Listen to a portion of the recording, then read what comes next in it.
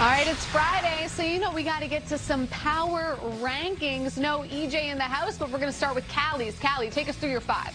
Yeah, I mean, starting, I guess, at number 1, the Tampa Bay Lightning. I mean, it's a pretty easy pick, I think, across the board after being reigning champs. And number 2, the Vegas Golden Knights. I just like the way they handled Minnesota, who came into their building playing extremely hot and getting 2 wins against them. And then, you know, you look at that North Division, and how do you not like the Toronto Maple Leafs? They are playing so good defensively this year, which I think for me is a big part of that. And as we talk about defensive hockey, you move on to my number 4 pick, the New York Islanders, and I think they're playing. Nice transition. Nice. Yeah, they're playing more New York Islanders hockey now, is which I like, and the way they play under Trotz, they're in every game. So I think that's a big thing for them moving forward. And again, this is not the top 5. This is right now, so full fans don't get all over me about it. You got to clarify. And then also the Carolina Hurricanes. We just had Jordan Staal on the broadcast. I thought I'd throw him a little bit of love, but again, that's a lot of similar to the Islanders. They all play the same way. It's a deep lineup.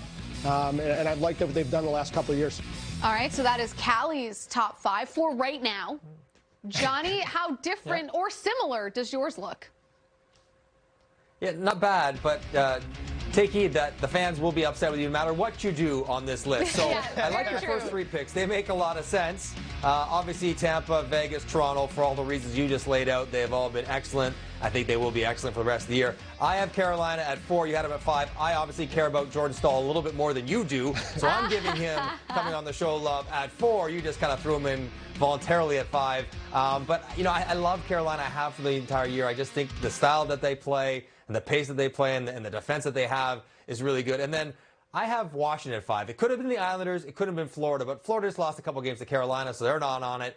Washington Islanders. And I think Washington starting to play a little bit more physically, a little bit more defensive, and Samsonov starting to get back into the mix separates them because their high-end talent is better than the Islanders. Their system maybe not quite as good, but if they commit to playing defense, and they are playing better right now, then that's what gave them the edge of the Islanders. It was very close for me, but I got the cat scraping in there just because they're trending in the right direction. They went through a stretch where they kind of got fast and loose when all the COVID guys got back in the lineup, and then they had some injuries. But when they commit to playing hard, and Callie, you know this, with that kind of talent, they're a handful. They're tough to match up against.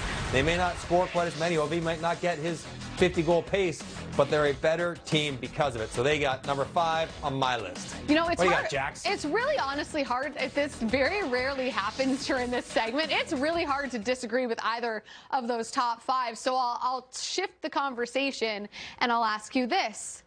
Which division is the toughest? We talk so much about how hard it is to know, is Tampa better than Boston? Is Toronto as good as Washington? Like, we don't know because they don't play each other. So which division is the toughest? Is it the East? Is it the Central because Tampa's in it and they look like the best team in the league? Johnny, what do you think?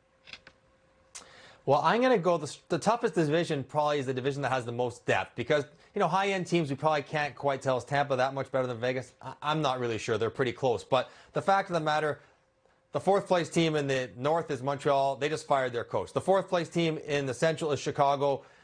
They're a little bit on the smoke and mirrors. The 4th-place team in the West is, what is it, Arizona or is it Minnesota? They've been jockeying back and forth. Yeah. So I think the East is the best because the 4th-place team right now is Boston.